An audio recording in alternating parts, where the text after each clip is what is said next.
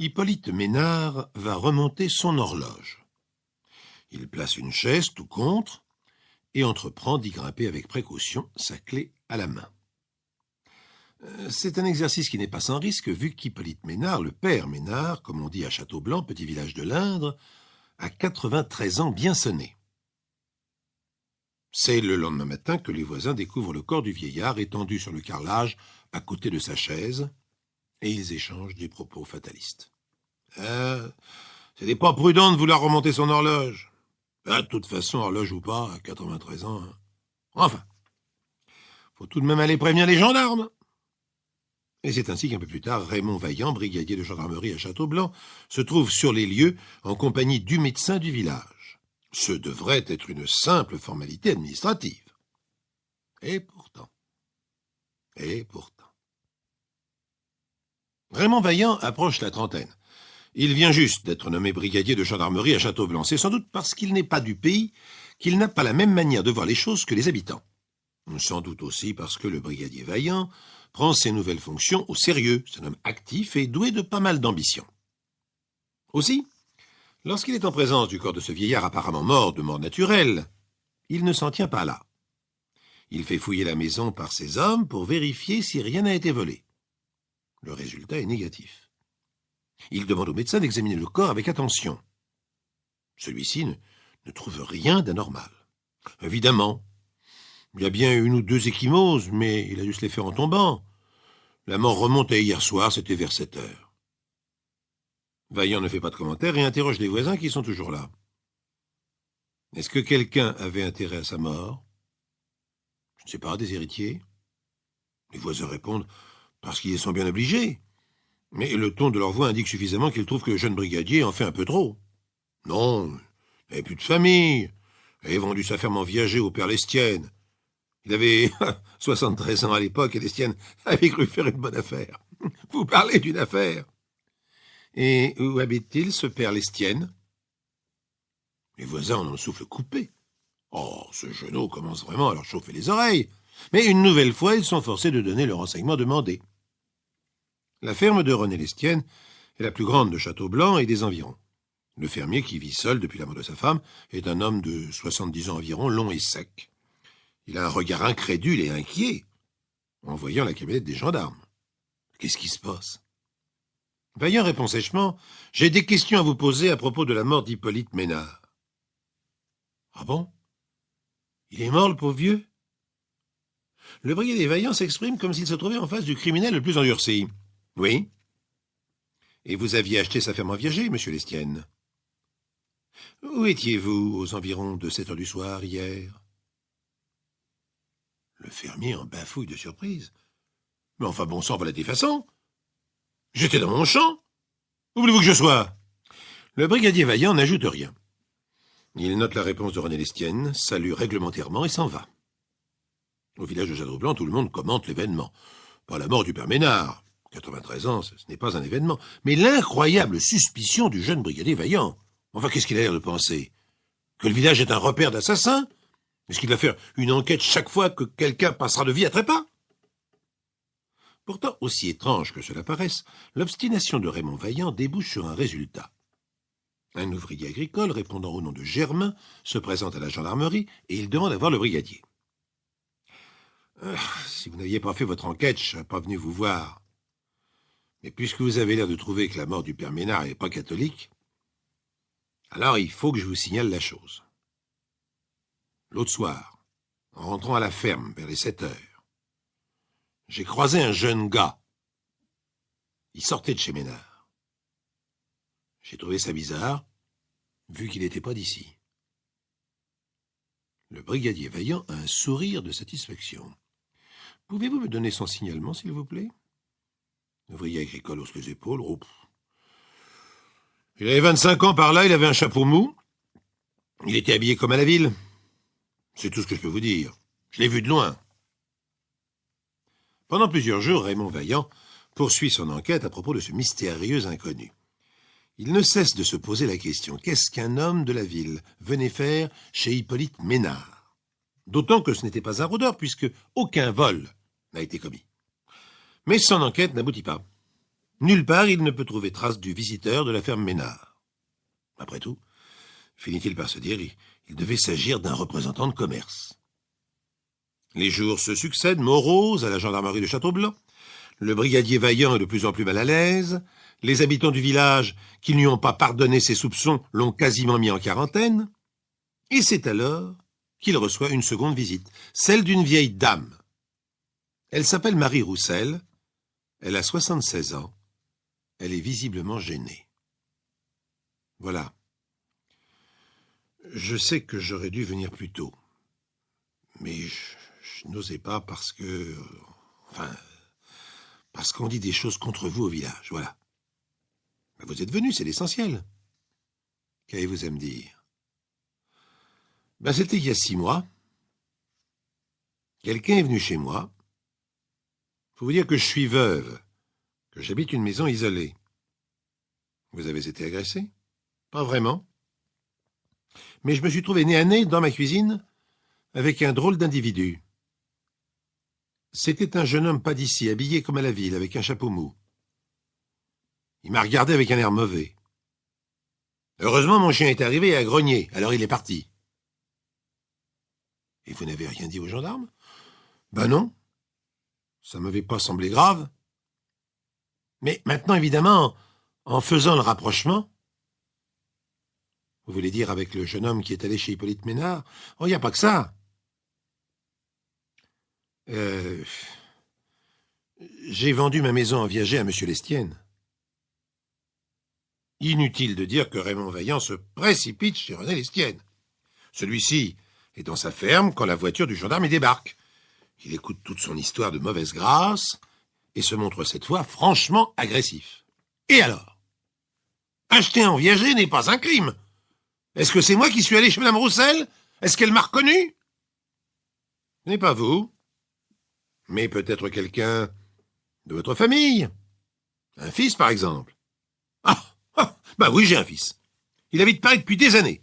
Il a une situation honorable. Et je vous prie de le laisser tranquille. Nous allons vérifier cela. Le fermier devient rouge de colère. Mais pour qui vous nous prenez, hein? Je me plaindrai à qui de droit? Le brigadier Vaillant ne se laisse pas impressionner et continue son enquête. Il demande à la police parisienne de se renseigner sur le fils Lestienne. Mais les résultats sont totalement négatifs. Tant et si bien qu'au bout de quelques semaines, il n'est pas plus avancé qu'au début. À Châteaublanc, on murmure plus que jamais. Non seulement le brigadier s'en est pris à l'homme le plus en vue du village, mais ses méthodes sont franchement révoltantes. C'est un cow-boy. Il se croit dans une série télévisée ou dans un western. Le maire est intervenu poliment mais fermement. Et le brigadier commence à se dire que sa carrière ne va pas avancer au rythme rapide qu'il avait souhaité. Et c'est alors que se produit un coup de théâtre que personne, pas même Vaillant, n'attendait plus. Un gendarme entre dans le bureau de son chef en poussant devant lui un homme de 25 ans environ, vêtu d'un costume de ville. « Tenez, chef, j'ai trouvé ce particulier en train de rôder près de la ferme Lestienne. Bien qu'il ait répondu à mon interpellation et que ses papiers semblent en règle, je l'ai tout de même amené vu son allure pas ordinaire. » Raymond Vaillant remercie le gendarme pour son flair et son initiative et examine la carte d'identité de l'homme. Il s'appelle Raoul Mercier, il a 25 ans et il habite Châteauroux. Votre profession? Raoul Mercier est un grand blond, au visage un peu veule. Il ne semble pas du tout à son aise. Représentant de commerce, enfin je l'étais, je suis au chômage. Et c'est pour trouver du travail que vous êtes à Châteaublanc? Le jeune homme en costume de ville cherche un moment une réponse et s'effondre soudain. Je vais tout vous dire. D'ailleurs, si le gendarme ne m'avait pas arrêté, je serais venu me livrer. Quand j'ai vu que M. Lestienne était parti, j'ai compris que j'étais en danger. Au moins en prison, je ne risquerais rien. Raymond Vaillant ne comprend pas entièrement ce discours, mais il sait l'essentiel. Il avait raison depuis le début, et il a gagné. Alors il laisse Raoul Mercier continuer sa confession. Quand M. Lestienne m'a engagé, il ne m'a pas dit que c'était comme tueur. Il m'a seulement dit qu'il s'agissait de faire peur à des personnes qu'il n'aimait pas. Pour le père Ménard, je vous jure que je n'ai rien fait. Je suis seulement allé le voir. Il était sur une chaise, il a pris peur, il est tombé. Par la Moselle, c'est pareil. Je devais arriver avec mon chapeau sur les yeux et l'effrayer.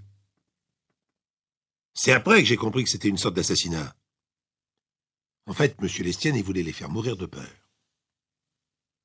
Et Raoul Mercier raconte tout, sa vie de mauvais garçon minable, comment Lestienne est entré en contact avec lui, comment il l'a engagé. Le jeune homme qui semble de surcroît plus ou moins simple d'esprit continue. Et puis, il y a une semaine, je suis allé trouver M. Lestienne pour lui demander ce qu'il comptait faire. Ben, c'est vrai, j'avais peur. Il y avait une enquête. Ça devenait dangereux. Il m'a dit, tu vas te taire. Ou alors j'irai engager des vrais tueurs pour te faire ton affaire. Quand tout à l'heure je suis passé à la ferme et que je l'ai pas vu, j'ai compris qu'il avait mis sa menace à exécution. Alors je préfère être en prison que mort. Une fois Raoul Mercier sous les verrous, le brigadier Vaillant a lancé tous ses hommes à la recherche de René Lestienne. Déploiement de force totalement inutile. Le fermier était tout simplement à Châteauroux pour affaire, et il est rentré le soir même pour se faire arrêter. René Lestienne a fini par reconnaître les faits. Il a été condamné à 5 ans de prison, de même que son complice Raoul Mercier. L'histoire ne dit pas si le brigadier Vaillant a eu de l'avancement, mais il l'aurait mérité. Car il faut tout de même une sacrée imagination pour penser à un meurtre quand un homme de 93 ans meurt en remontant son horloge. C'est toujours désagréable de perdre ses affaires. Ses clés, son porte-monnaie, les papiers de la voiture. Il y a des gens qui passent leur temps à chercher où ils ont bien pu mettre tout cela. Parfois, ils retrouvent l'objet égaré qui était là sous leur nez. Parfois, ils ne le retrouvent pas.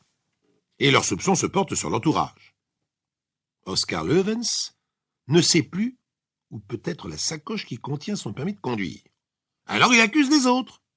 Et pour lui, c'est l'instant crucial. Tout commence dans un bar du 6e arrondissement. Julien Virloret tue son ennui d'un soir en sirotant un whisky. À 2 tabourets plus loin, un homme du même âge, la trentaine, passe aussi la soirée en buvant cognac sur cognac. Le temps est lourd, orageux. Personne n'a envie d'aller se coucher à part le barman. Ça ferait du bien si l'orage se décidait à éclater. Julien Virloret a lancé ça au buveur de cognac, comme ça, histoire d'entendre le son de sa voix. L'autre, Oscar Levens, répond « Bah ça, c'est certain. Chez nous, en Belgique, paraît qu'il est tombé des trompes d'eau pendant tout le week-end. » « Ah, vous êtes belge? En vacances ?» Julien Virloret quitte son tabouret et son whisky à la main se rapproche du belge. Levens répond « Non, pas vraiment en vacances. Je me promène. Je sais pas encore si je vais me fixer à Paris. »« Ah bon? Et vous êtes dans quelle branche sans indiscrétion? »« Oh, dans les affaires, import-export. Je travaille avec l'Extrême-Orient. À vrai dire, vous voyez, je suis venu à Paris pour analyser les possibilités, les besoins du marché. Hong Kong regorge de gadgets surprenants qui pourraient faire un tabac ici, à condition qu'ils ne soient pas déjà commercialisés. Alors c'est ce que je suis venu étudier sur place. » Julien Virloret est déjà impressionné. Hong Kong, l'import-export, le commerce international, c'est un univers tellement différent du sien. Il soupire. Alors moi, je suis dans toute autre chose. Prof d'histoire et de géographie. Pour l'instant, j'ai pris une année sabbatique. Je prépare la grègue. Mon hobby, c'est l'archéologie. Je passe toutes mes vacances à gratter la terre du côté d'Aix-en-Provence. Ah oui, les gallo-romains. Moi aussi, j'ai fait de l'archéologie en amateur, en Belgique. Il reste encore beaucoup à découvrir. Julien et Oscar ont trouvé un sujet de conversation passionnant. Du coup, ils boivent encore quelques verres, et Julien invite Oscar à venir chez lui prendre le dernier. Je te ferai voir quelques pièces que j'ai ramassées moi-même. Je t'ai dit tu, hein, on se tutoie, c'est plus simple.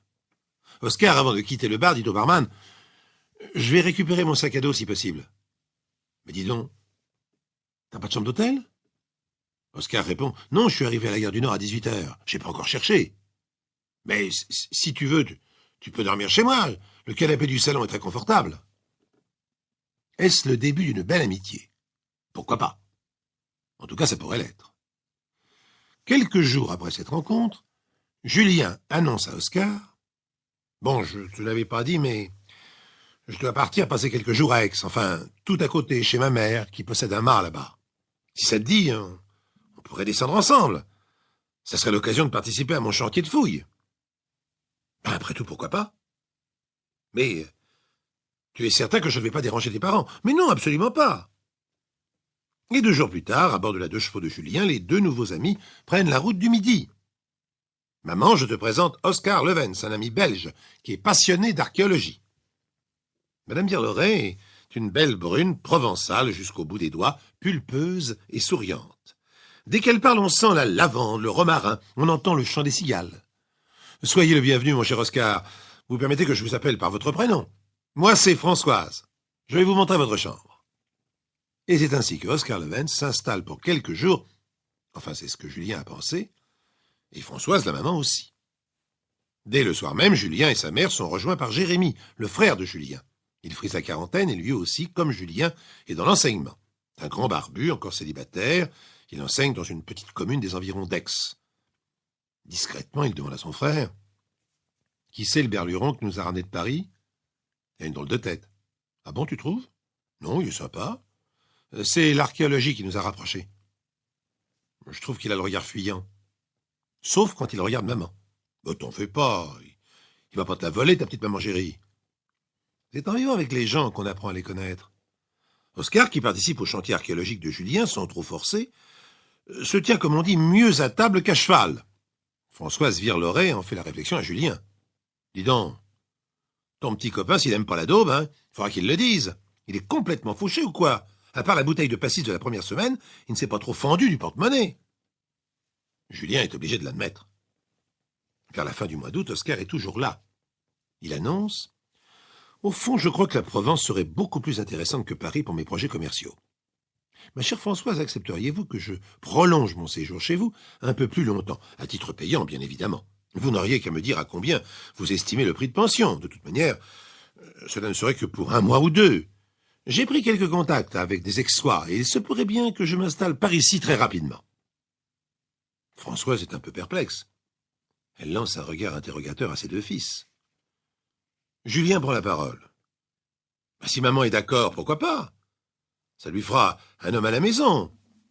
Moi, il faut que je remonte à Paris. » Jérémie, le frère barbu, garde le silence et se contente de hausser les épaules. Au bout du compte, Oscar se trouve très très bien chez Françoise. Il paie sa pension presque régulièrement. Octobre passe, puis novembre, puis décembre. Julien redescend de Paris pour passer les fêtes de fin d'année avec sa mère, son frère. Oscar est toujours là. Mais il a changé d'attitude et se conduit désormais en occupant permanent du mât provençal. Julien demande à Jérémie. « Tu ne trouves pas qu'Oscar... » Jérémie lui coupe la parole. « Se conduit en seigneur et maître. » Tout à fait. J'ai bien l'impression qu'il a réussi à se glisser dans le lit de maman. Il faut bien reconnaître que Oscar a pris de l'autorité. « Dites les garçons, quand vous irez à Aix, vous ne pourriez pas me rapporter ?» Il a demandé un autre aménagement de sa chambre. Il veille à ce que le réfrigérateur de François soit toujours amplement garni de gueuses lambic, sa bière préférée, en précisant « On s'arrangera pour les comptes ». Jusqu'au jour où la tension monte. Oscar emprunte la Peugeot de Françoise pour aller faire une course à Aix. Sur la route du retour, un barrage de gendarmerie effectue un contrôle de routine. Oscar doit souffler, comme l'on dit dans le ballon. « Non, mais dites donc, vous me prenez pour qui ?» Le Belge s'y prend mal avec la maréchaussée. On lui demande d'exhiber ses papiers. « Ma sacoche. Ma sacoche. Mais j'ai plus ma sacoche. Tous mes papiers sont dedans.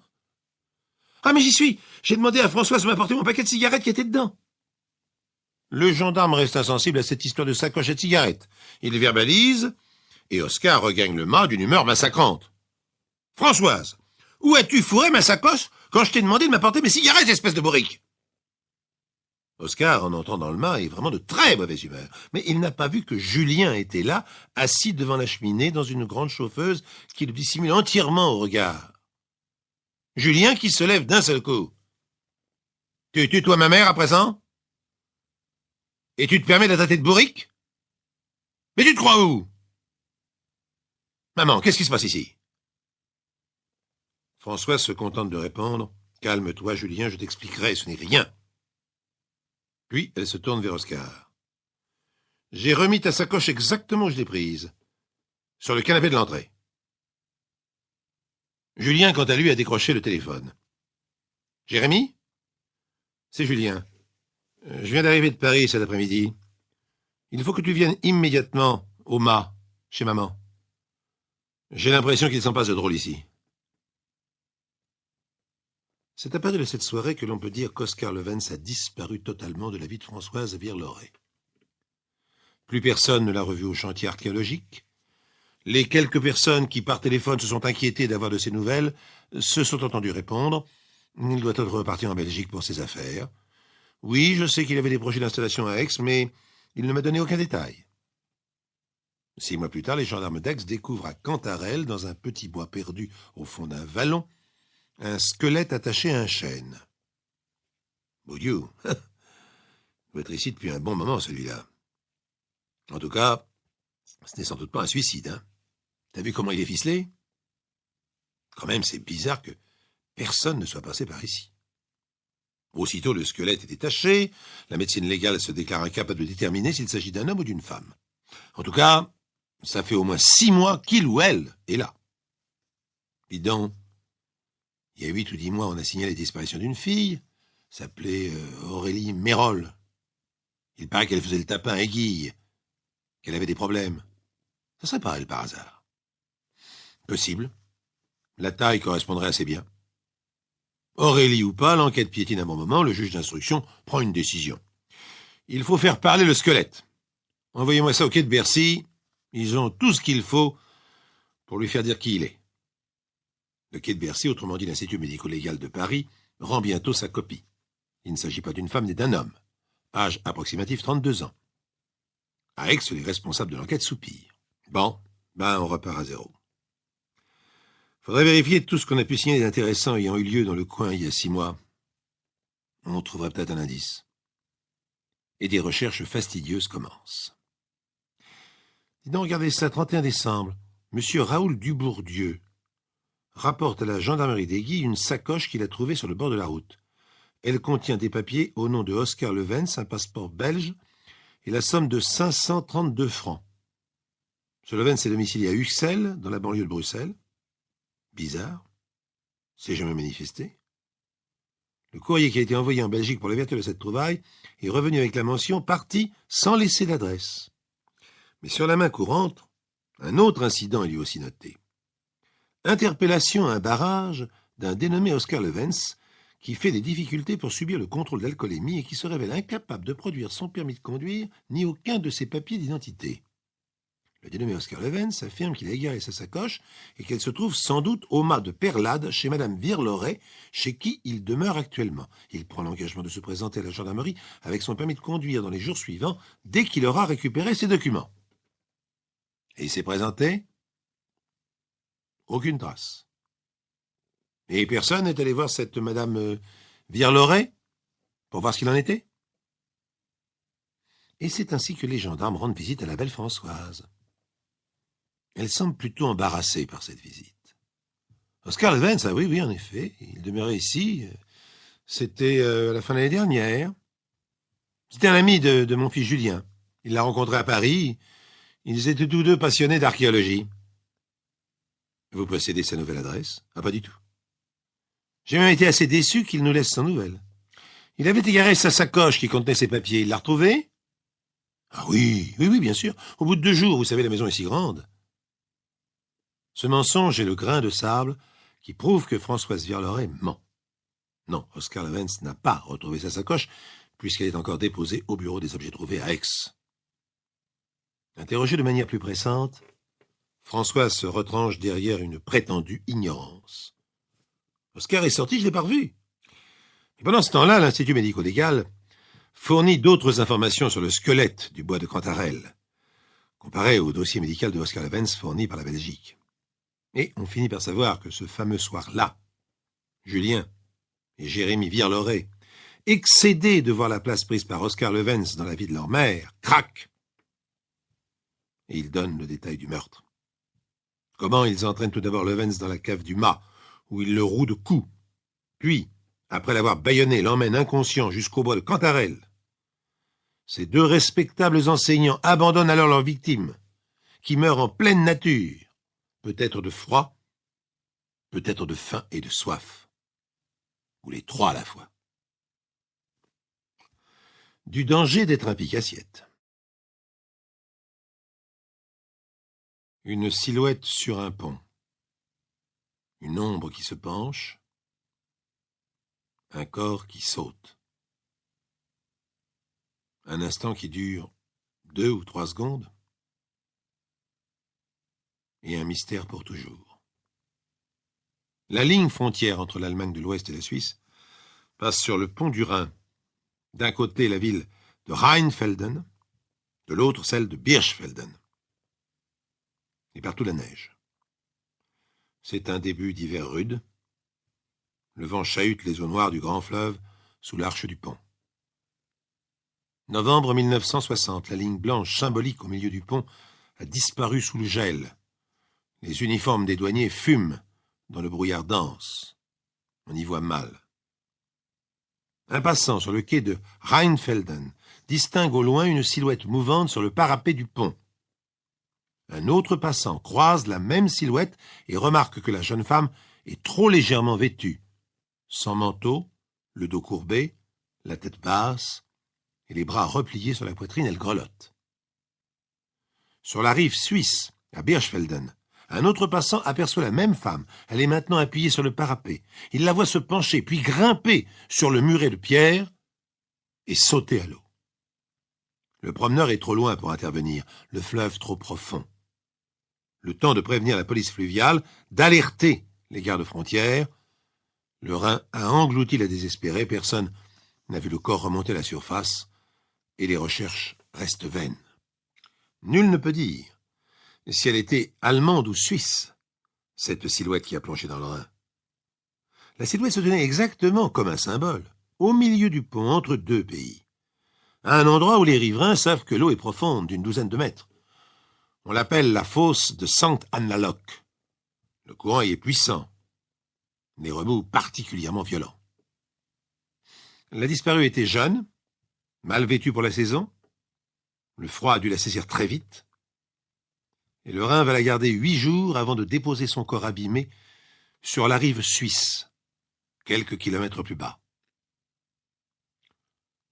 Le pêcheur qu'il découvre parle d'un visage à demi dévoré par les poissons. Les 3 témoins sont convoqués, on leur montre des photographies du corps. L'un d'eux reconnaît formellement la tenue vestimentaire, un pullover de laine bleue, une jupe grise. Aucun des 3 ne peut être formel sur le visage, qui, malgré les blessures, est identifiable. Mais ils l'ont vu de trop loin sur le pont. Les polices des 2 pays mènent conjointement l'enquête, ce qui n'est pas simple. Le point de départ de la désespérée est juridiquement un point zéro, suisse ou allemande. C'est en Allemagne, à Rheinfelden, qu'on leur signale la disparition d'une jeune fille, Greta Gruber, domiciliée chez ses parents dans une maison du quartier ouvrier. Le père est employé dans une usine locale, la mère fait des ménages. La maison a les dimensions d'un wagon de train, un abri préfabriqué parmi d'autres, sur un lotissement lugubre. Le policier allemand qui vient convoquer les parents pour une éventuelle identification du corps de leur fille tombe sur la misère pure et digne. Les Gruber ont vécu la guerre, perdu leur famille, et leur fille unique Greta les attend peut-être sur un chariot de la morgue de Birchfelden, l'autre rive. La mère est folle de douleur. Ma fille a 2 petits-enfants. C'est nous qui les élevons. Elle ne menait pas une vie convenable. Mais ce n'est pas de sa faute. 2 fois elle a été fiancée et 2 fois on l'a abandonnée enceinte. Mathieu a 4 ans, Hilda a 1 an. Leurs pères respectifs n'ont pas voulu les reconnaître. Maintenant, ils n'ont plus de mère. Greta est morte. Madame Gruber, ce n'est peut-être pas votre fille, ne désespérez pas. Le policier montre la photographie du visage prise par la police fluviale. Affreuse. Et la mer s'effondre. C'est elle. C'est Greta. On conduit les parents à la morgue de Birchfelden pour une identification plus complète. C'est bien Greta. Les parents n'ont aucun doute. D'ailleurs, l'âge correspond. Greta avait 24 ans, la chevelure est identique, la corpulence aussi, et le visage de sa fille, même abîmé, ne peut pas tromper une mère. Les parents signent le registre de la morgue, on les ramène en Allemagne, et quelques jours plus tard, ils enterrent leur fille à Rheinfelden. Des funérailles simples, pas de monument, une tombe ornée d'une croix en ciment, avec le nom et les dates, 1936-1960. La mère de Greta a dit à la police que sa fille ne menait pas une vie convenable, mais que ce n'était pas sa faute. Sur la photo de ses 18 ans, elle est plutôt jolie. Une brune aux traits fins, au sourire agréable. Elle attirait beaucoup les garçons, aimait bien danser avec eux, et ils en ont profité. Mère célibataire au début des années 60 est encore une situation mal vécue. Et en ville, beaucoup de gens connaissaient la vie de Greta. Une fille facile, dit la rumeur. 2 enfants de pères différents à 24 ans, et jamais mariés. La vérité est plus nuancée. Serveuse dans une auberge, un cœur d'artichaut, Greta voulait plus que tous marier. 2 hommes le lui ont promis successivement. Résultat, Mathieu ressemble au chef magasinier de l'usine d'aluminium et Hilda au fils du patron de l'auberge. C'est la vie qui est mauvaise pour les filles comme Greta. Qu'elle ait voulu se jeter à l'eau n'étonne pas sa mère. Elle a dû rencontrer quelqu'un qui l'a encore déçue. On la voyait peu à la maison ces derniers temps. La veille, elle n'est même pas rentrée. Son père est allé à l'auberge pour se renseigner, les enfants la réclamaient. On lui a répondu qu'elle n'était pas venue travailler.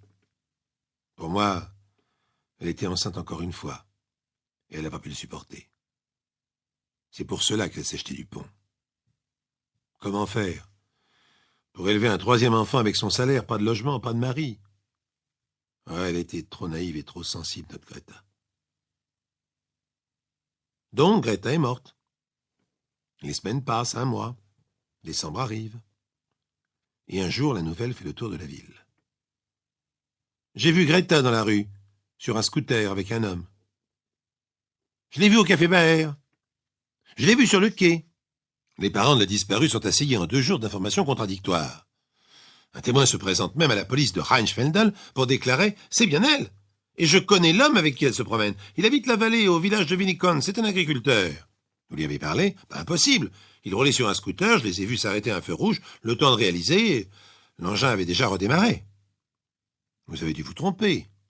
Elle est bien morte. Les parents ne croient pas à cette histoire. Ils l'ont vue morte à la morgue. Ils l'ont reconnue, enterrée. Comment pourrait-elle se promener en ville sur un scooter et ne pas venir les voir? Mais d'autres témoignages viennent bientôt confirmer l'existence de Greta, notamment une de ses amies d'enfance qui déclare à son tour l'avoir rencontrée, et cette fois, elle lui a même parlé. Elle m'a dit qu'elle était fiancée au village, qu'elle allait se marier. J'ignorais qu'on la croyait morte.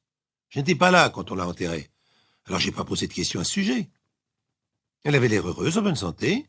On a discuté 2 ou 3 minutes, et elle est repartie en scooter avec un homme jeune d'une 30aine d'années. Il était en train d'acheter des cigarettes pendant que nous parlions. Et quand il nous a rejoints, elle m'a dit avec un sourire, « Tu vois, c'est lui. » Et elle a filé avec lui. Je ne l'avais pas revu depuis quelques années. Mais je sais bien que c'est elle. On était à l'école ensemble. La police de Rheinfelden ouvre une nouvelle enquête. Les parents de Greta sont à nouveau convoqués. Les malheureux sont bien entendu complètement bouleversés par cette situation incroyable. Monsieur Gruber, êtes-vous certain d'avoir identifié votre fille? Le corps qu'on vous a montré à la morgue était bien le sien. Vous n'avez aucun doute. Je fais confiance à ma femme. Elle l'a bien regardé. Moi, j'avais pas trop le courage. J'ai même fermé les yeux. C'était trop dur. Madame Gruber, il est possible que vous vous soyez trompée. Ah non. Non, c'est bien Greta. C'est notre Greta. Je l'ai reconnue d'abord sur la photo, et puis ensuite à la morgue. Non, c'est bien ma fille. La photo n'était pas très bonne, Madame Gruber. Le visage avait souffert dans l'eau. Mais si Greta était vivante, elle serait revenue chez nous, enfin. Je vous défends de dire que je me suis trompé. C'est trop cruel. Une mère ne peut pas se tromper sur sa fille. Il arrive parfois que des proches identifient un corps en toute bonne foi et se trompent. Une ressemblance physique, un âge correspondant. Et le choc émotionnel sont responsables de l'erreur. Souvent, le parent qui se trouve confronté à ce genre de situation préfère inconsciemment la certitude de la mort à l'angoisse de la disparition. Et la police sait cela. Elle sait aussi que les témoignages humains sont fragiles. L'amie d'enfance a pu se tromper de Greta. Mais son témoignage concorde avec les autres. Elles ont parlé d'un village. Il y a ce scooter. Un enquêteur est donc expédié au village de Winnicott, dans la vallée de la Sûre, à la recherche d'un habitant d'une 30aine d'années roulant en scooter et fiancé à une jeune fille ressemblant à Greta Gruber. On lui indique une ferme où un certain Karl Oboer correspond au signalement. L'enquêteur lui montre la photographie de Greta vivante, brune, cheveux bouclés, yeux marrons légèrement étirés sur les tempes, et l'homme n'a aucune hésitation. Vous connaissez cette jeune fille? Ben oui, c'est Greta. Greta comment? Ah ça, je me souviens pas. Je sais même pas si elle m'a dit son nom. Où l'avez-vous connue? Au bal. On a dansé le samedi de la semaine passée, et puis le lendemain, je l'ai revue à la fête du village. On s'est promené. Et depuis? Ben, je sais pas. On a un peu flirté, sans plus. Monsieur Bauer, cette jeune fille a disparu il y a plus de 2 mois. En principe, elle s'est noyée dans le Rhin. Un suicide. Et en principe, elle est morte et enterrée. Alors il faut nous dire tout ce que vous savez sur elle. Mais je sais rien de plus. Bon, elle était pas farouche. Elle dansait bien. J'ignore d'où elle venait. Peut-être de Rheinfelden, parce qu'elle m'a demandé de l'y conduire le lendemain du bal. J'y allais pour faire des achats, elle a profité du voyage. Vous n'étiez pas fiancé. Mais jamais de la vie, puisque je vous dis qu'on s'est vu une fois au bal, et qu'on s'est quitté le lendemain à Rheinfelden. Je l'ai laissé à la frontière. Vous êtes certain de ne pas la connaître davantage? Bon, écoutez, d'accord. Je vous ai dit que c'était une fille plutôt facile, alors on a un peu rigolé. Et elle disait pas non. Mais je l'ai jamais revue. Vous pouvez demander partout dans le village. Ici, personne ne la connaît. Elle est arrivée avec un copain. Le copain avait une autre fille. Et puis c'est moi qui l'ai fait danser, rien de plus. Quel jour l'avez-vous ramenée à Rheinfelden? Le lundi. Donc, vous avez passé la soirée du samedi avec elle, la journée du dimanche à la fête, et le lundi 5 décembre, vous l'avez emmenée en ville. Avez-vous rencontré quelqu'un de connaissance? Oui. Une jeune fille? Une amie à elle, je crois. On s'est juste dit bonjour. J'étais pressé de la déposer et de rentrer au village. Elle a dit à cette personne que vous étiez fiancés tous les deux et que vous alliez vous marier bientôt. Mais elle a inventé cette histoire. On n'épouse pas quelqu'un qu'on a vu 2 fois. Elle était bien gentille, mais je vous jure bien que je me rappelle plus de son nom. Mais en admettant qu'elle me l'ait dit d'ailleurs. Juste Greta. Le garçon est sincère. Ses amis qui assistaient à la fête confirment ses dires. Greta Gruber, si c'est bien elle, non seulement n'est pas morte, mais a menti. Du moins, elle a enjolivé la réalité du moment. Menteuse et vivante et en fuite. Alors qui est la suicidée du pont du Rhin, qui dort sous son nom au cimetière de Rheinfelden? Une vraie désespérée, sans aucun doute. Rien à voir avec la vraie Greta, dont les parents jurent toujours qu'ils l'ont parfaitement reconnue et qu'elle est morte enterrée là, sous cette tombe. Mais la rumeur continue. Il paraît qu'on l'a vue ici ou là, toujours fiancée à quelqu'un, sur le point de se marier, une fois même. La police a cru pouvoir la loger dans un autre village où on l'avait signalée, mais lorsque l'enquêteur est arrivé sur place, une fille nommée Greta avait déjà disparu. Et dans les années 70, le mystère était toujours vivant, et Greta Gruber toujours officiellement morte. Rien n'était sûr. Ses parents ont gardé sa tombe avec la croix, son nom et les dates, 1936-1960. Pour eux, pour Mathias et Hilda, ses enfants, elle est définitivement morte. Le reste n'est que racontard. Les Gruber ont refusé l'exhumation. D'une part, cela leur aurait coûté très cher, sans promesse de certitude, et d'autre part, c'était tout simplement inconcevable pour eux. Ils ont laissé photographier la tombe de leur fille par des journalistes. Des articles ont paru accompagnés du portrait de Greta à 18 ans et d'une vue du pont du Rhin sinistre dans le brouillard. Madame Gruber a déclaré aux journalistes les plus curieux. Même si ce n'était pas notre Greta qui dorme au cimetière de Rheinfelden, ce serait une pauvre fille comme elle, qui a besoin de prière et de compassion. Et les enfants n'oublient jamais de fleurir la tombe de leur mère, alors qu'on la laisse en paix. Pourquoi pas? Tant d'inconnus dorment ainsi de par le monde, sous une tombe qui n'est pas la leur. Et l'histoire demeure inchangée. Clifford Barner revient des courses, son panier à provisions à la main. Il ne se presse pas pour rentrer chez lui, il aime bien l'atmosphère tranquille de Trenton, cette petite ville du New Jersey, sur la côte est des États-Unis. Il est 5 heures de l'après-midi, ce 18 avril 1955, il fait un soleil magnifique. Clifford Barner sourit. Il est de ceux qui ont un physique qui se remarque. À 25 ans, il mesure 1,90 m et il ne pèse pas loin de 100 kilos. Clifford Warner s'apprête à traverser quand un petit homme se plante brusquement devant lui, le dévisage sans la moindre gêne, et se met à gesticuler en criant d'une voix haut perché « C'est lui! Je le reconnaîtrai entre mille, c'est lui !» L'instant de surprise passé, Clifford l'écarte du bras, mais l'homme redouble de cris « C'est mon voleur! Arrêtez-le » Un attroupement se forme, on entend le sifflet d'un agent de police. Clifford s'immobilise. À quoi bon se mettre dans son tort? Il ne comprend rien à cette histoire. Il va aller au commissariat et tout rentrera dans l'ordre. Il ne se trompe pas. Tout rentrera dans l'ordre. Mais au bout de combien de temps? Ça, c'est toute la question. Au poste, le petit homme désigne Clifford d'un index accusateur. « C'est le faussaire du samedi! Il m'a remis il y a 3 semaines un faux chèque de 35 $. Clifford Warner rassemble rapidement ses souvenirs. Le faussaire du samedi? Mais les journaux en ont beaucoup parlé ces derniers temps. Un individu qui escroque les commerçants de la région à l'aide de faux chèques parfaitement imités. Il a pour particularité de n'opérer que le samedi, le jour où les boutiques sont surchargées et les contrôles moins faciles. Au moins, il comprend ce qui lui arrive. Il est victime d'une ressemblance. L'affreux petit homme s'est trompé, voilà tout. Il esquisse un sourire, ouvre la bouche pour parler, mais le shérif ne lui en laisse pas le temps. D'une voix épaisse, sans lever les yeux sur lui, il l'interroge. Nom, prénom, date et lieu de naissance. Clifford récite son état civil et proteste. C'est une erreur. Vous n'avez pas le droit d'ajouter foi à un seul témoignage. Le shérif hoche la tête, parfaitement d'accord. Je vais convoquer les autres commerçants volés et on verra bien. 1 heure plus tard, 8 personnes entrent dans le poste de police, et avec un parfait ensemble, 8 index se pointent vers lui. C'est lui! C'est le faussaire du samedi!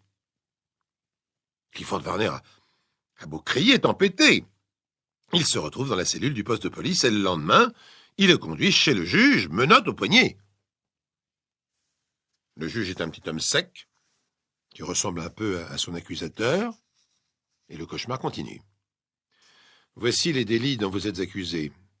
Monsieur et Madame Smithson, bijoutier, un faux chèque de 50 $ le 13 mars 55. Madame Roberts, lingifrine, et un chèque de 60 $ le 19 mars.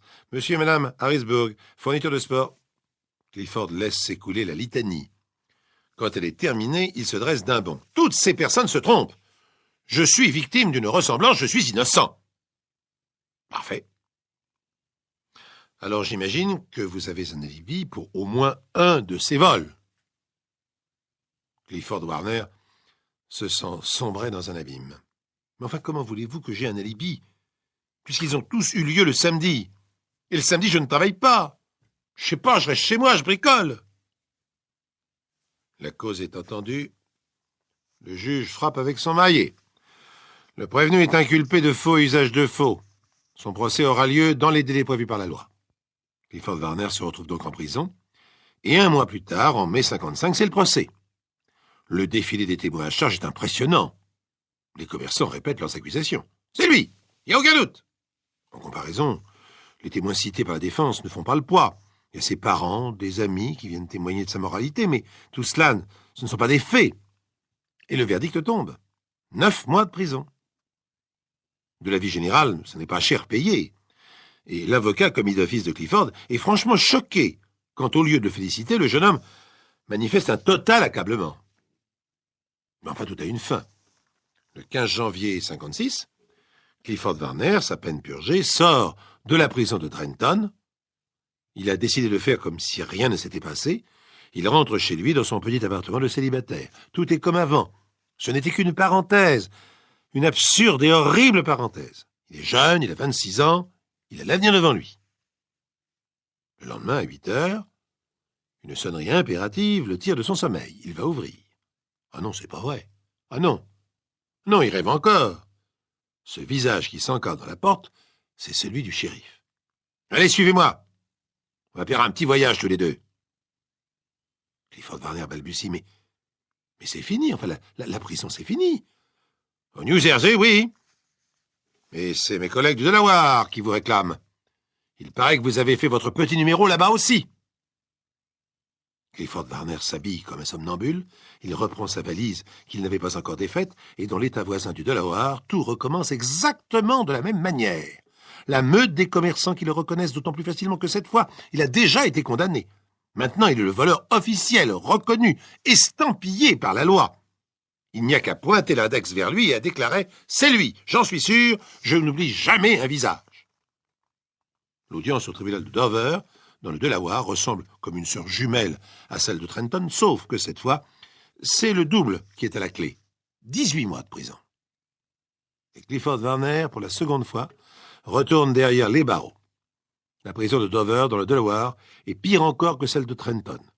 Ici, tous les détenus, quel que soit leur délit, sont confondus. Et ce sont les plus violents qui exercent leur dictature. Jamais le cauchemar n'a été aussi terrible. Clifford compte les jours avec désespoir. Enfin, le 15 juillet 1957, il est libéré. Plus de 2 ans se sont écoulés depuis cette fatidique journée de printemps où un petit homme a cru le reconnaître. Voici Clifford de nouveau chez lui à Trenton. Mais il avait fait de se rendre compte qu'il n'est pas du tout au bout de son calvaire. Il était artisan électricien. Et personne parmi ses clients ne veut de lui. Un repris de justice, un voleur, qui viendrait faire des réparations à domicile. Ah, ils sont pas fous. Qu'il aille ailleurs le faussaire du samedi. Qu'il aille au diable. C'est ce qu'il faut se résoudre à faire. La mort dans l'âme, Clifford Warner quitte sa ville qu'il aimait tant. Il s'en va non pas au diable, mais à New York. La grande cité anonyme où personne ne le connaît. Mais si on ne le connaît pas, il traîne tout de même avec lui un terrible boulet, son casier judiciaire. Tous les patrons l'exigent, et dès qu'ils l'ont lu, ils le jettent à la porte. Alors il se voit content d'accepter les métiers les plus bas pour un salaire de misère, plongeur de restaurant, laveur de voitures, et il se console en se disant qu'il est libre, qu'il n'entendra plus parler de la police. Mais non, même pas. En mars 1958, près de 3 ans, après le début des événements, on cogne violemment à la porte de sa chambre minable dans un des quartiers les plus tristes de New York. Rien qu'à la manière de frapper, il a compris que c'était la police. Dès qu'il ouvre, une armoire à glace lui passe les menottes. Alors Warner, t'as remis ça, hein? T'es vraiment incorrigible. Tout va-t-il recommencer une 3e fois? Eh bien non. Car, paradoxalement, cette 3e arrestation va être pour Clifford Warner la chance de sa vie.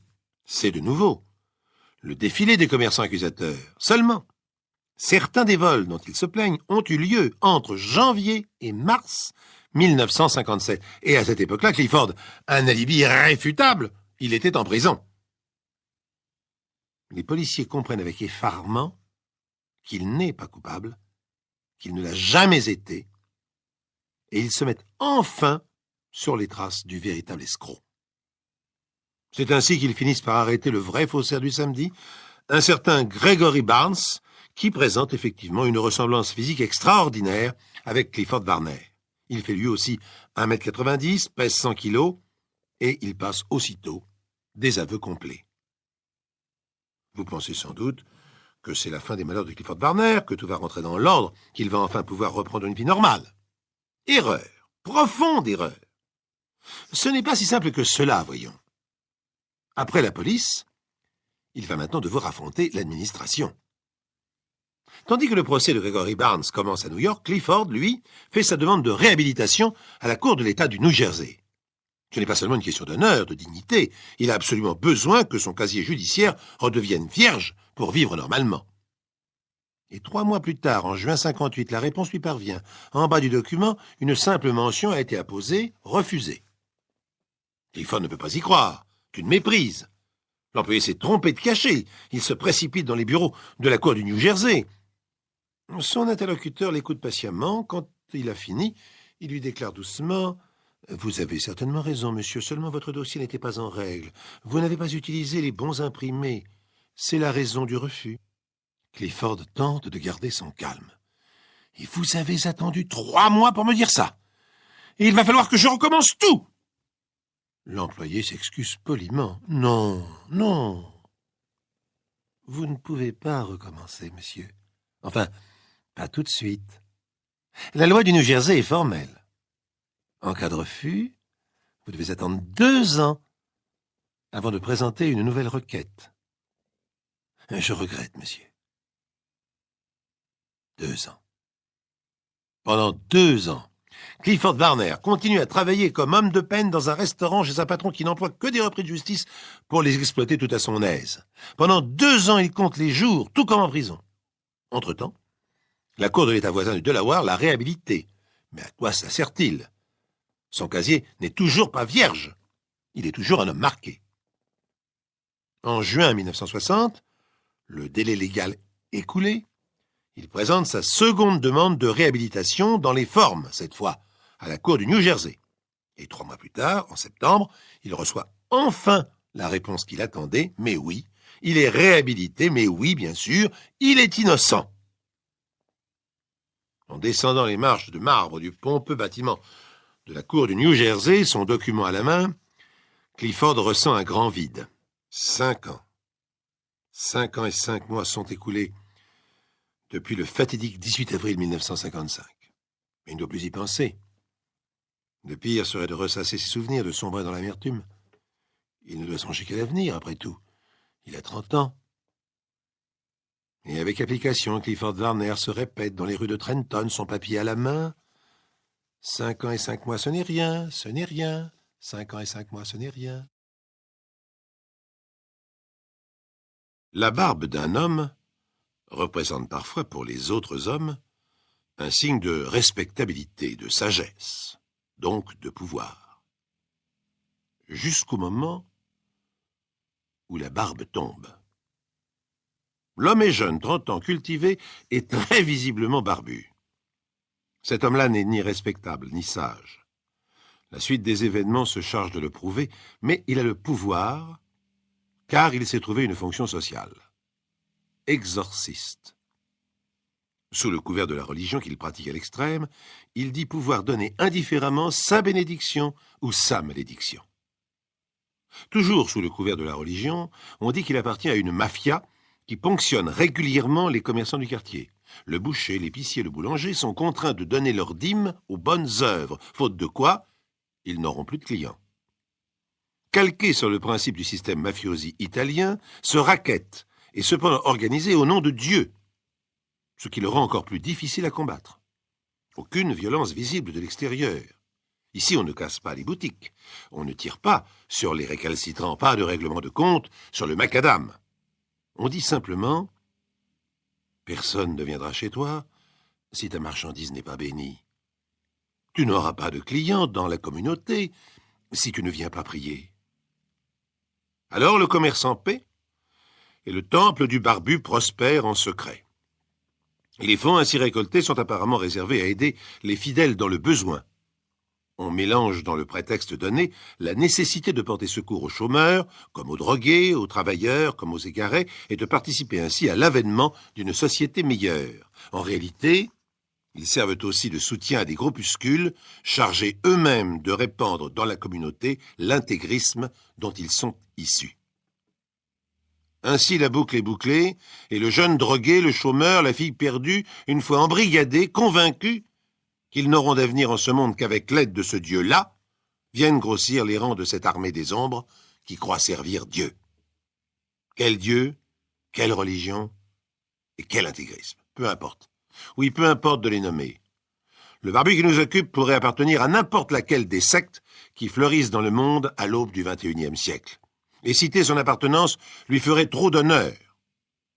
De la cellule où il se trouve aujourd'hui, il en profiterait très probablement pour accuser de parti pris ou de racisme quiconque lui donnerait une étiquette. Il a convaincu sa communauté qu'il détenait le secret de la foi, que lui seul avait le pouvoir de chasser le diable.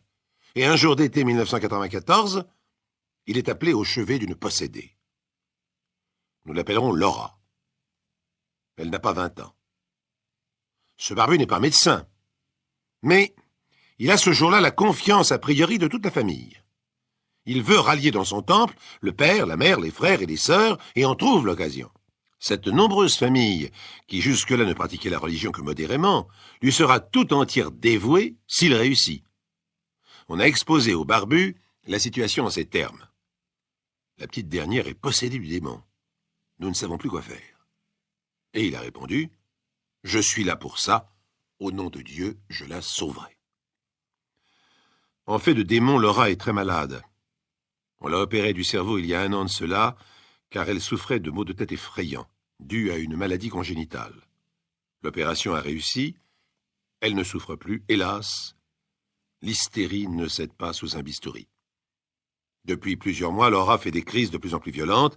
Parents, frères et sœurs sont souvent obligés de la maîtriser, tandis qu'elle hurle, d'une voix qui n'est pas la sienne, « Je suis le diable !»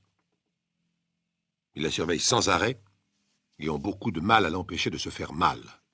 Lorsque Laura est en crise, elle peut se jeter tête baissée dans le mur d'en face.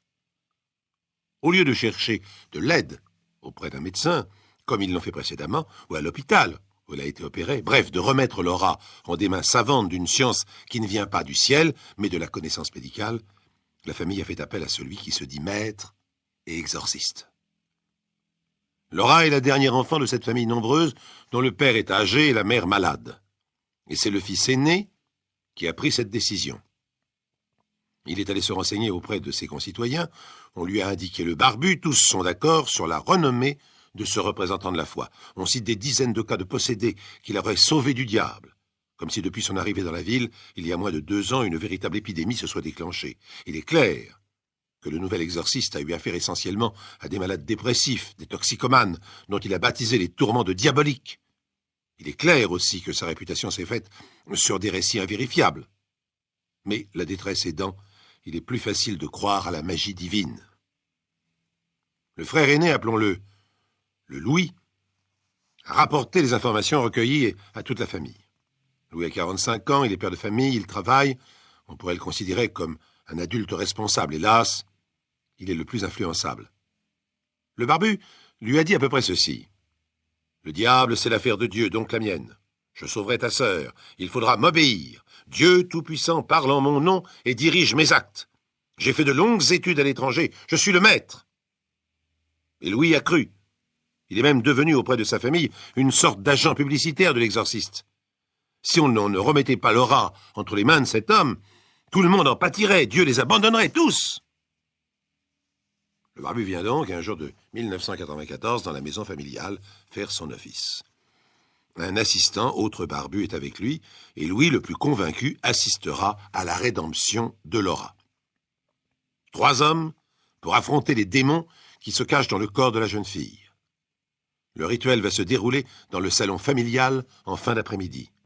Et à cet instant, arrêtons-nous, justement, quelques instants sur la personnalité du maître officiant. C'est pas un vieux fou, loin de là, c'est un arriviste. Avant de revenir pratiquer le métier de maître religieux dans cette ville, il est allé à l'école laïque, en est sorti avec un brevet professionnel, puis dans les années 80, au lieu d'entrer dans le milieu du travail, ce qui lui était parfaitement possible, il est allé faire d'autres classes à l'étranger. Nourri, logé par ses éducateurs, il a appris la religion, comme on apprend un métier. Le but étant de conditionner à son tour le plus douaille possible. Il est jeune, parle moderne, sait parfaitement comment s'adresser à un jeune de banlieue, de même à un vieux retraité. Il connaît le territoire sur lequel il exerce pour y être né. Il a donc pour avantage sur n'importe quel autre prêtre, de n'importe quelle église, et même sur les travailleurs sociaux, de savoir de quoi il parle. Cette connaissance alliée à la crainte de Dieu qu'il répand a parfaitement marché jusqu'ici. Près de 2 ans d'exercice, une mafia organisée, des fidèles, le barbu a un bel avenir devant lui. Il a 30 ans, un regard qu'il veut hypnotique et la prétention de grimper dans la hiérarchie ecclésiastique à la force de l'exploit. Il vient sauver Laura, l'arracher à ses démons. Il représente l'exorciste dans tous ses aspects moyenâgeux. Longue robe noire, couvre-chef noir, barbe noire, regard fixe.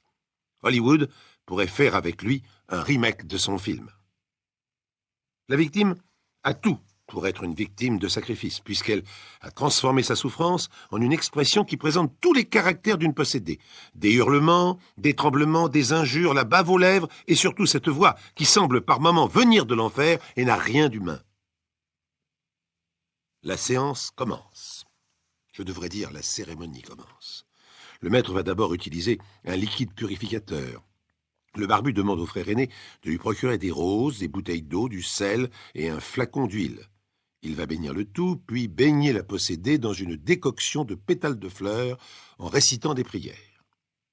Jusqu'ici, le remède est anodin. Laura trempe dans son bain purificateur. L'extérieur du corps étant traité, le maître et son assistant vont s'attaquer à l'intérieur. Le barbu en chef explique à Louis qu'il faut faire avaler à sa sœur le contenu d'une douzaine de bouteilles d'eau salée. En quelque sorte, ils vont purger la malheureuse. Laura n'accepte pas d'avaler la mixture de son plein gré. Au contraire, elle se débat de toutes ses forces. Et c'est ici que l'exorcisme devient torture. Louis et l'assistant doivent maintenir Laura pendant que le maître lui fait ingurgiter de force cette espèce d'eau bénite. Oh, il ne s'embarrasse pas de précaution, ni même d'entonnoir. Le goulot de la bouteille directement dans la gorge. Il verse, en psalmodiant des prières. Laura, étouffée, crache, et il continue. La cérémonie va durer 5 heures, tout compris. La famille ne réagit pas au hurlement de Laura. Il est normal qu'elle crie, c'est le diable qui refuse de sortir de son corps. Il est normal qu'elle ait des convulsions. Les démons cherchent à se réfugier quelque part à l'intérieur. D'après le barbu, les démons vont toujours se cacher dans les pieds. Il faut les en empêcher. Et le seul moyen, c'est de flageller la plante des pieds de Laura pour les repousser. Louis est obligé de maintenir sa sœur aux épaules. L'assistant flagelle. Le maître déverse l'eau salée dans la gorge. 1 litre, puis 2. Ils en sont au 4e lorsque Laura étouffe. Louis, qui la maintient, voit les yeux exorbités, la gorge qui cherche vainement de l'air, et soudain, les soubresauts s'arrêtent. Dans la maison, la famille rassemblée, frères et sœurs, une dizaine de personnes en tout, n'entend plus crier. C'est alors que Louis a peur. Il sort du salon en criant au secours. Un autre de ses frères se précipite au chevet de Laura et comprend. Il quitte la maison en courant pour aller demander de l'aide à l'extérieur. Il se jette sur la porte d'un médecin de quartier. Tambourine, sauvez-la, sauvez-la, ma sœur va mourir, elle n'a que 19 ans. Le médecin lui ouvre, comprend à demi-mot et fonce dans la maison avec sa trousse. Il y a beaucoup de monde autour de la victime. Tout le monde s'agite, pleure, crie. Le barbu et son assistant, au contraire, attendent calmement. L'air ailleurs, sur une autre planète, pas du tout concerné. Le médecin tente d'abord de réanimer Laura par un massage cardiaque. Il demande que l'on prévienne les pompiers, plus occupés à sauver la jeune fille qu'à comprendre ce qui s'est passé. Il ne pose pas de questions sur le ventre gonflé, le corps trempé d'eau, les hématomes au cou, aux épaules, aux bras, aux jambes. La plante des pieds de Laura est une plaie sanguinolente. Le médecin ne s'occupe que du cœur qui lâche, revient faiblement, puis repart. Autour de lui règne une agitation incroyable. Tout le monde s'accuse, tout le monde proteste. La ville est brûlante de la chaleur de l'été. Les voisins rassemblés dans la rue voient arriver l'ambulance des pompiers, oxygène, adrénaline, espoir. Le cœur bat de nouveau, à force de médecine. Mais Laura est toujours dans le coma. La voiture rouge avale la civière, fonce à l'hôpital. Laura est aussitôt installée en réanimation, la famille se répartit dans la salle d'attente, et le personnel soignant ne comprend pas de quelle sorte d'accident Laura vient d'être la victime, car personne n'en parle. Mais les pompiers ont prévenu la police entre-temps, et c'est ainsi que le premier policier entend le témoignage ahurissant du maître barbu. « C'est un accident, je devais tuer le diable et le chasser du corps de Laura. Le diable a résisté. Ce n'est pas de ma faute. Je pratiquais mon ministère à la demande de la famille de la possédée. » Et il explique le processus, comme s'il s'agissait d'une cérémonie banale. « C'est un exorcisme, j'ai fait mon travail, rien de plus. » Le maître barbu trouverait parfaitement normal que la police admette son point de vue et le laisse en liberté. Il proteste de son innocence avec conviction, de sa profonde religion qui ne veut que la paix et de son ministère qui ne cherche que le bien du peuple de Dieu. Laura est toujours en réanimation lorsque la police emmène les 2 barbus. Mais tout l'oxygène de la terre ne pouvait la ranimer. Elle est passée du coma à la mort dans la même journée d'été. Son frère ne savait pas qu'en demandant les services de cet homme, il allait participer à cette mort.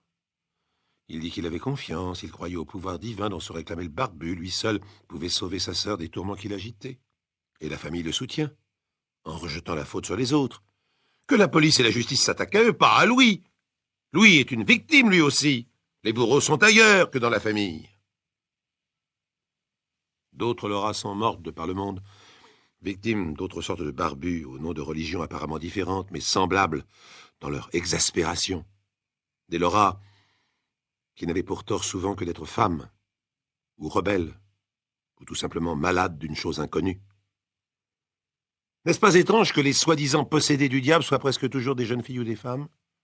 Que les maîtres et les exorcistes soient presque toujours des hommes? Parions que le procès du maître exorciste, jeune homme barbu de 30 ans, fera autant de bruit demain dans la communauté masculine qu'il y a de silence aujourd'hui sur la tombe de Laura.